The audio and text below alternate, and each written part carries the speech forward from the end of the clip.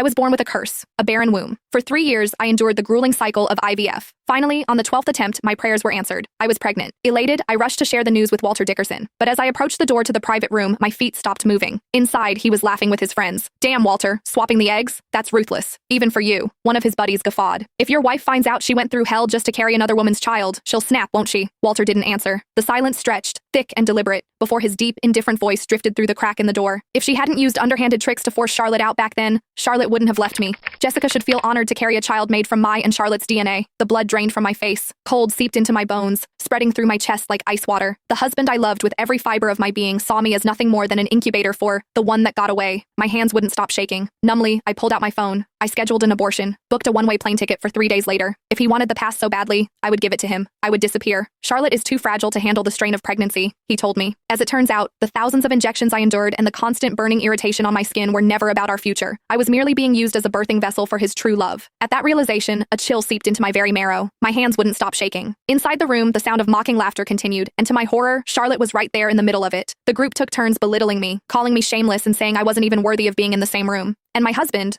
the man who had held me so tenderly the night before, whispering that I was his one and only, remained silent through it all. He sat there, perfectly composed, as Charlotte made herself at home on his lap. The most bitter irony? Walter, who always claimed to have a life-threatening alcohol allergy, downed a glass of hard liquor for her without a second thought. I realized then that his allergy was selective. It only seemed to flare up when he needed me to step in as his designated driver or drink in his place. Fighting back a wave of nausea, I retreated to the hallway and dialed his number. It failed again, I said, my voice sounding hollow even to my own ears. He sounded concerned on the other end, but his words were a final lethal blow. Honey, you love me more than anyone. Just be patient and try one last time, okay? I just want a child that belongs to us. My heart shattered completely. The moment I hung up, I heard his voice through the door, followed by a dismissive scoff. Useless. Failed again. I packed my suitcases one by one, filling them with my growing despair. The jewelry I once cherished as precious gifts now looked like nothing more than insulting handouts. Numbly, I swiped across my screen to schedule a procedure to terminate the pregnancy and booked a one-way flight for 3 days later. At the same time, a text from an unknown number popped up. You heard everything, didn't you? I didn't bother replying. Instead, I began tossing his gifts into the trash. If he was so desperate to return to the past, I would give him exactly what he wanted. I would vanish, taking his precious legacy with me. With a sharp clink, my engagement ring, the one still carrying the faint mark of the day he nearly died protecting it, hit the floor. Back then, he had faced a violent attack just to keep that ring safe, swearing he would never leave me. Looking back, that devotion was nothing more than a cheap performance to pass the time until his real love came home. In the early hours of the morning, Walter crawled into bed, reeking of booze and covered in hives. In the past, I would have stayed up to carefully apply ointment to his skin. This time, I just watched him with cold, detached eyes. When he realized I wasn't going to wait on him, he bolted upright, his gaze piercing and cruel. You're a failure who can't even give me a child. Who gave you the right to throw a tantrum?